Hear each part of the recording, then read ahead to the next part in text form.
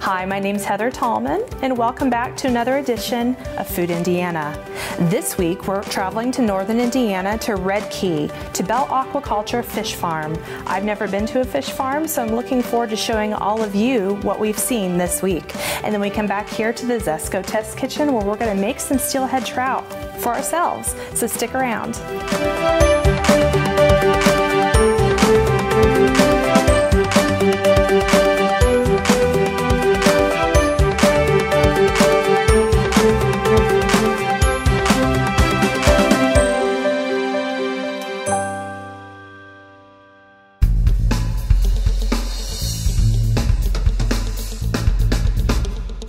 Hi, I'm Norman McCowan, president of Bell Aquaculture. We're here at Bell Farms at the farm in Albany, Indiana, where we raise steelhead and coho. And my love for aquaculture and fisheries in general begun at a very young age when I was fishing on the Wabash River. And really a love for the fish and the whole environment. And back in 2007, I began with Bell Aquaculture, working with the fish. And today we've just continued to grow the operation over the last decade and just offer multiple species and product lines into the seafood industry.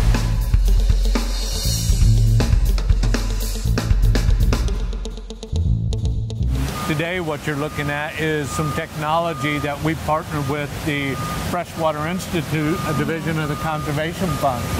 We produce about 2 million pounds of product a year. Wow, that's amazing. Right here in Indiana. We took an approach or a philosophy that I've always had is let's not create waste. And if we have additional byproducts, we need to create something good for the environment to either feed people and create revenue streams, because for any business to be sustainable, it has to make money or revenue. So we start, with eggs that we receive in, we hatch those eggs out, and we have fingerlings in the tanks here, and then those fingerlings go into grow out. From our processing plant, we have the heads, the tails, and the guts, which is a byproduct. We make a OMRI certified or an Organic Material Review Institute approved fertilizer for crop production for home gardeners. We collect the actual waste out of the water, and we take that and we make worm castings with that. Wow. But we do a lot of recycling of the water. When you look at our technology on a flow basis, we recycle about 99.64% of our water. That's amazing. So it takes very little water to grow a lot of fish, these 2 million pounds of fish that we grow a year.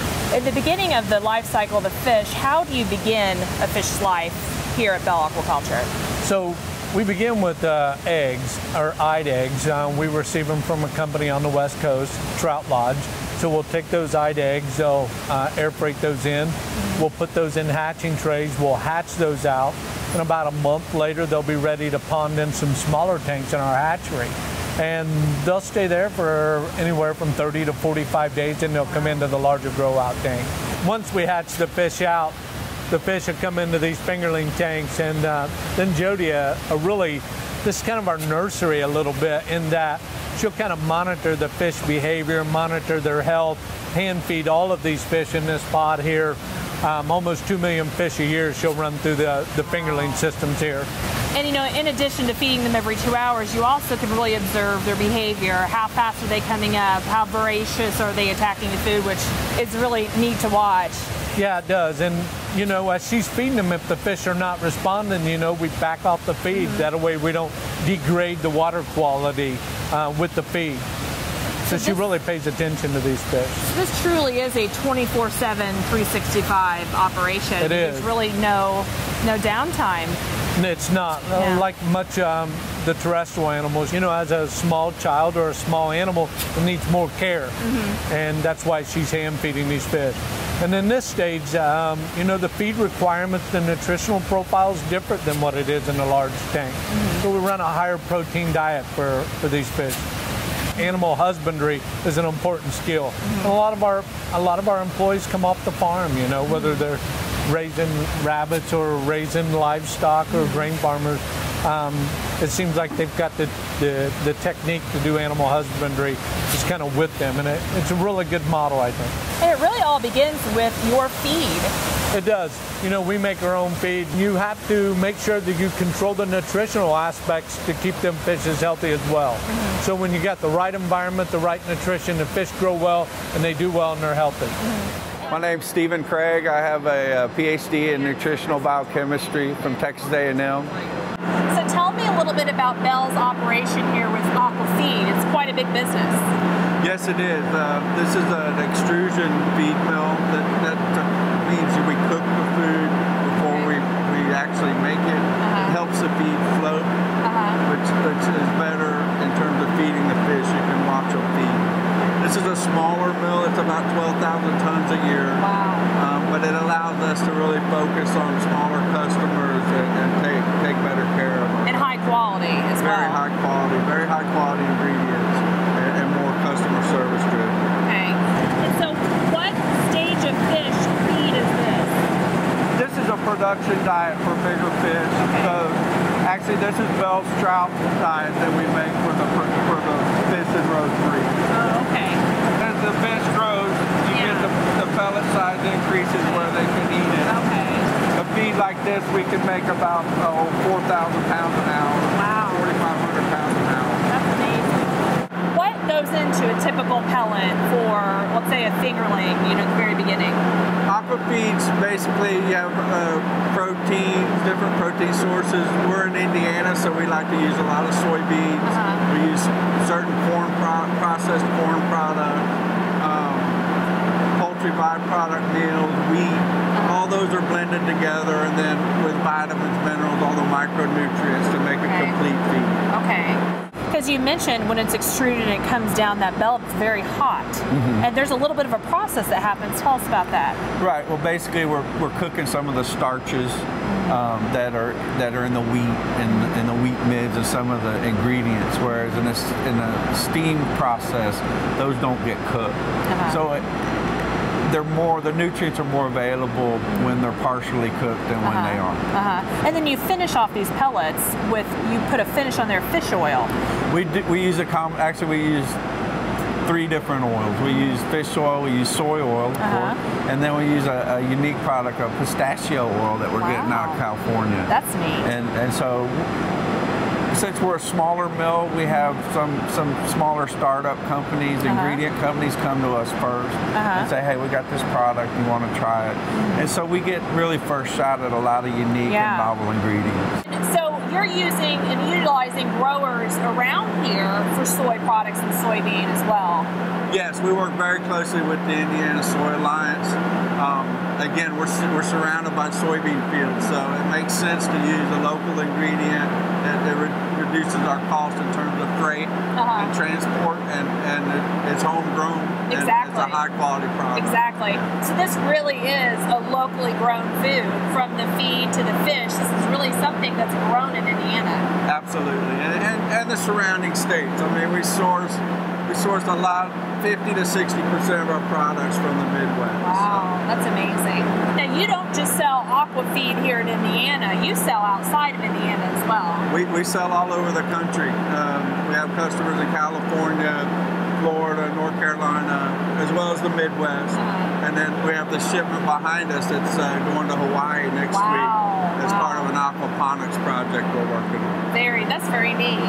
Well, what's important, I think, for people to really know is that this is something grown in Indiana. You know the source, you know the pellet, you know where it's coming from, and it's going directly to the fish. So really, as a consumer, you can trace where it's coming from. You have a good idea. Right. Traceability is incredibly important right now. It's just going to get more important in terms of food safety and where Americans can get high quality food that's safe. Yeah, and very transparent, really. Absolutely. Yeah, absolutely.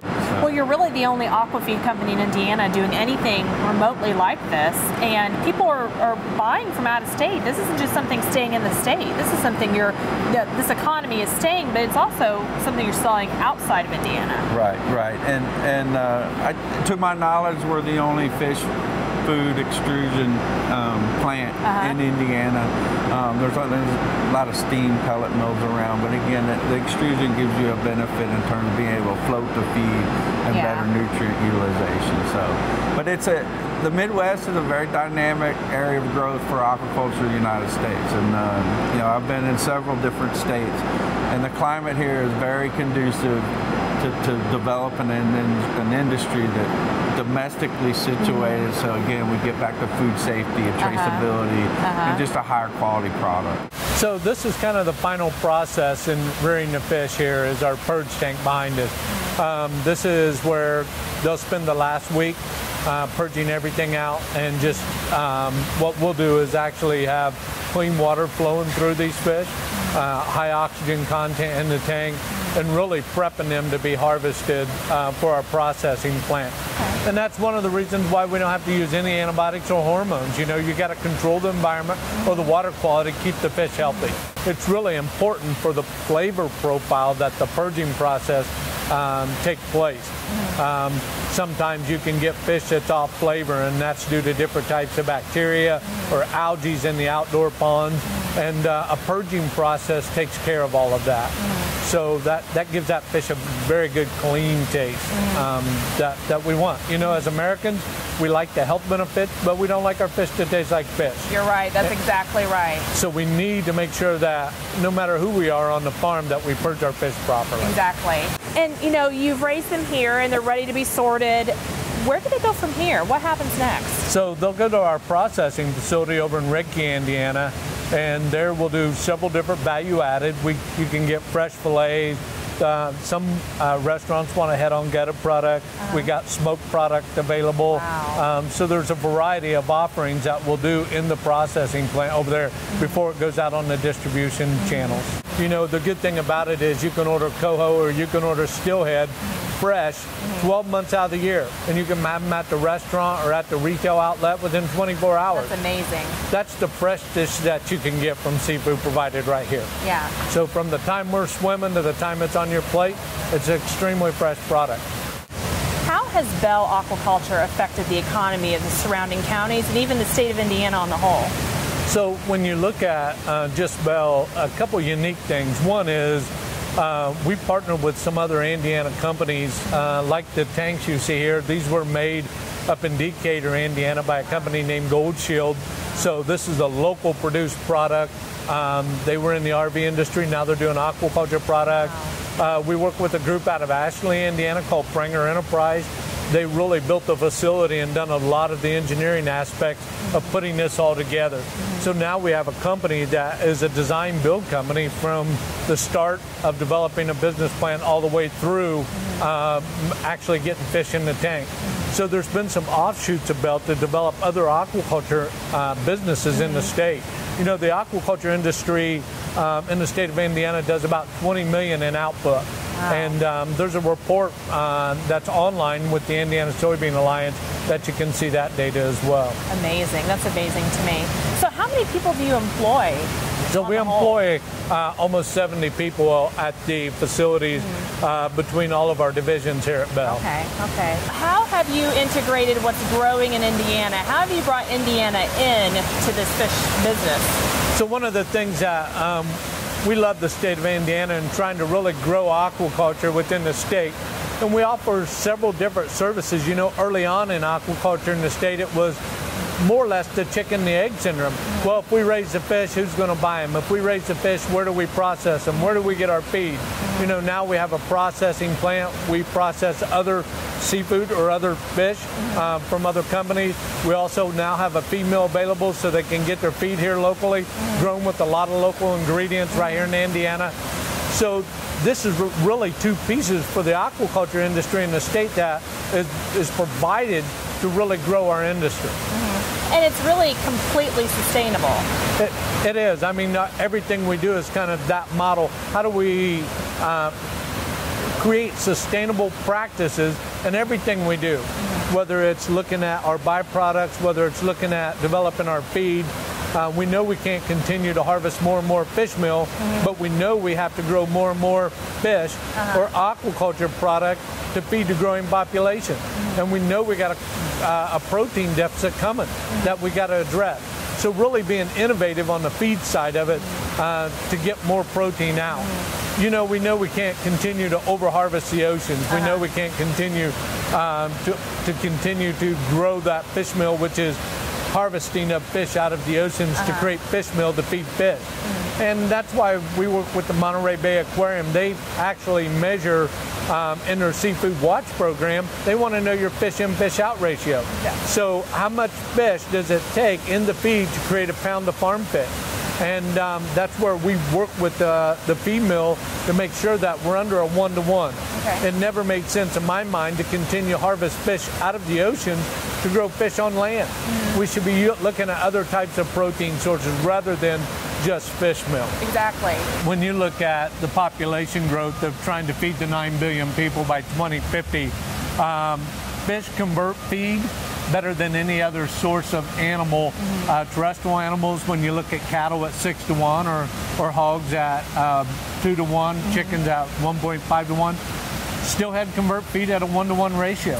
So we know that this can be an answer for the protein deficit coming to feed the 9 billion people. Exactly. And there's many different types here in Indiana. We have in Indiana almost 50 farms up and running from a variety of products, from steelhead to coho to tilapia on the west side of the state to shrimp farms.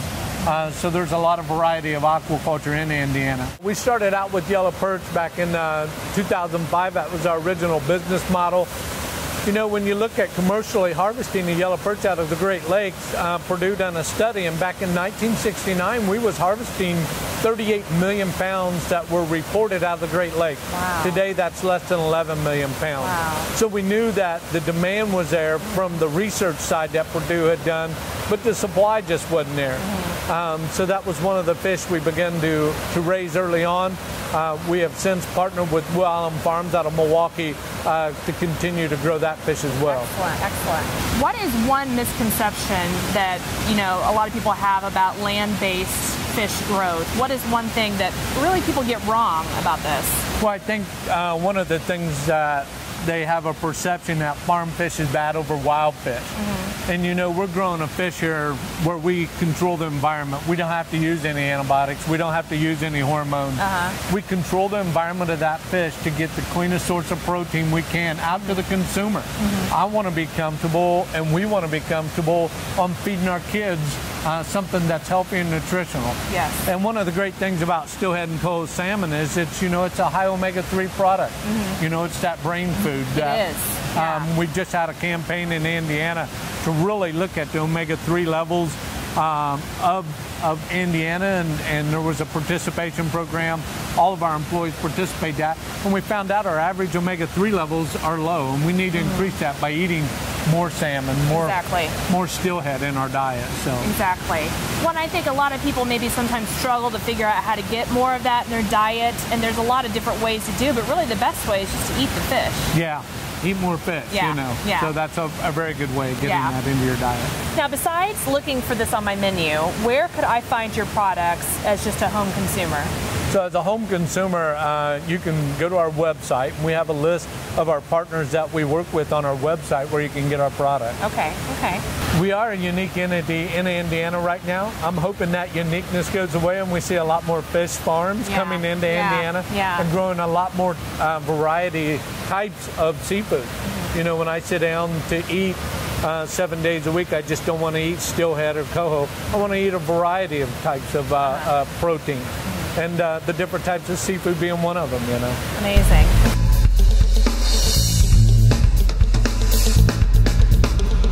Welcome back. We're here in the Zesco Test Kitchen at Zesco Restaurant Supply in Indianapolis, Indiana. So we just visited Bell Aquaculture in Redkey, Indiana, but now that we have the fish and we've seen the fish, what do we do with it? So I was lucky enough to get some to bring back, and I'm going to be preparing it here for you today.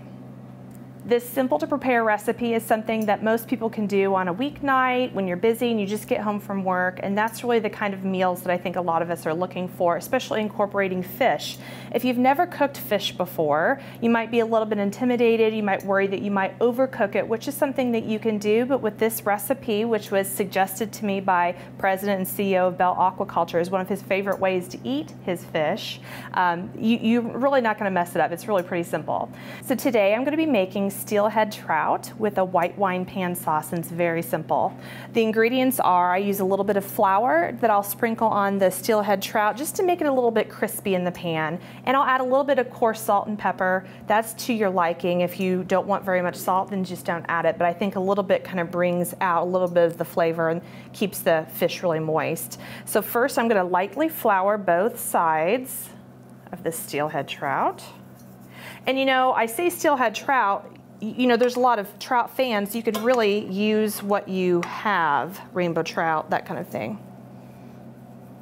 Perfect. I'm going to flip this over and add just a little bit of salt and pepper, not very much. And in the pan on medium to low heat, I have a little bit of butter, just about a tablespoon. And to that, I'm going to add just about a teaspoon of olive oil. I think olive oil and butter works together in a pan saute, and it keeps the butter from getting too brown. So it's important when you place the steelhead trout in a hot skillet, or any fish for that matter, that you put it in away from you, so as to not splatter any of that nice butter all over you and burn yourself. So place the steelhead trout in the pan skin side down, because really I think the skin is the best part. So you allow that to crisp for about 4 to 5 minutes on medium-low heat again. And I'm going to go ahead and flip it, and I'm going to cook it on the other side for the same amount of time. I've allowed the other side to cook for about 4 minutes. It's important that you don't overcook a fish. You just need to give it a little bit of time on each side and then lightly flip it. You'll see the skin is nice and brown and crunchy, and that nice layer of the omega-3 fats that's really kind of stored between the skin and the flesh. That's exactly what you want to come in to the fish. This is a really healthy protein, and you don't want to diminish from that at all. So as you can see, it's pretty done. It's flaky, and that's a good way to test to see if your fish is done if this is your first time. Take a fork or your spatula and just be able to lightly flake it, and then you know it's done. I'm going to place this right here on a nice bed of, this is just brown rice and a little bit of quinoa and some zucchini, yellow squash, red pepper, just a little bit of some color on the plate, nothing fancy, nothing too hard. And now we're going to make the pan sauce. One nice part about making a quick weeknight saute, whether it's chicken or this steelhead trout, is that once you've cooked the meat and you take it out of the pan, you have these wonderful drippings and juices that's left over, and you don't want to waste that. So it's really easy to turn this into a really pretty fast pan sauce. It's something like you would get in a restaurant. So to this, which is just a little bit of the residual butter, the nice fat cast off from the fish, some olive oil, to this I'm going to add a little bit of garlic. I would say for a pound or two of fish, I would use no more than about 2 cloves of garlic that are crushed. You don't want to overpower the fish's underlying taste. And believe it or not, I'm going to add just a little bit more butter, not very much. And then I'm going to deglaze the pan with a little bit of white wine. I added 1 cup of a dry white wine. I'm using a local favorite, Oliver Winery's Pinot Grigio. I like Pinot Grigio, so I like to cook with what I like to drink. You could also use a Chardonnay, but for this particular application, I'm going to go with the Pinot. You allow this to thicken for 3 to 5 minutes, and you'll be able to eyeball it and get it to the consistency that you think it should be in. Earlier, when I sprinkled the fish with flour, not only was that to crisp up the fish a little bit, it was also to help later when we make the pan sauce so it thickens up nicely. Now that our sauce is thickened, I'm going to turn off the heat, and I'm going to add a little bit of lemon juice. I don't like for this to be too heavy with the lemon, so I'll add the juice of half of 1 lemon. You can also bring some to the table to add as a garnish later if someone wants just a little bit more. And then I'm just going to season with a little bit of crushed black pepper and a little bit of sea salt. And this is all to taste. You can add as little or as much as you want. And now that the heat is turned off, because I wanted them to stay green, I'm going to add in some nice fresh herbs. This is chopped parsley and chopped chives. When we're done, the recipe will be online, and you can check it, and we'll also have it at the end of this segment. And that's it. It keeps it nice, bright, and green. It's a light sauce that isn't going to overpower the fish, and it's really great on a weeknight.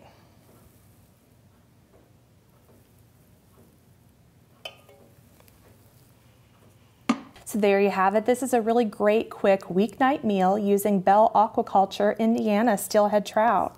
I want to thank Bell Aquaculture and Norman McCowan and all of his staff for allowing me to come and take a tour of the farm and learn a little bit more about this great Indiana fish, because not only do they have steelhead trout, they also have coho salmon, yellow perch, and rainbow trout. So be looking on your menus the next time you go out to eat for that Bell name.